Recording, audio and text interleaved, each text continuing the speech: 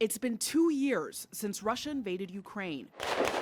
President Joe Biden now responding with more than 500 new sanctions against Russia. We in the United States are going to continue to ensure that Putin pays the price for his aggression abroad and repression at home. Biden is also forcing these penalties for the death of Putin critic Alexei Navalny. But after 2 years of sanctions by the U.S. and dozens of other countries, Russia is not deterred. Their economy is doing all too well, which unfortunately allows them to sustain the conflict in Ukraine and rebuild the losses that they've incurred. Meanwhile, Biden is again pushing for Congress to pass a bill that would give Ukraine over $60 billion.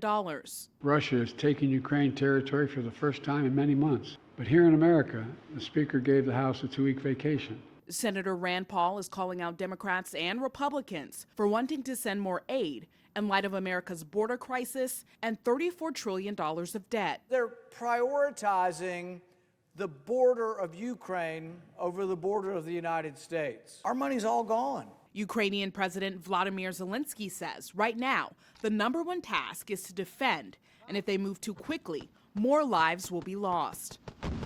Will Ukrainians survive without Congress support?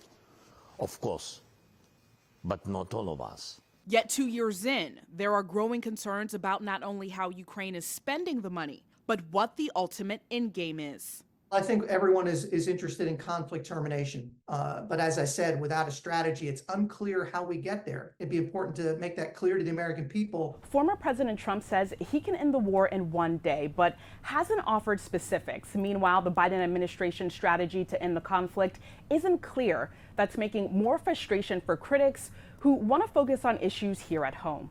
In Washington, I'm Janae Bowens.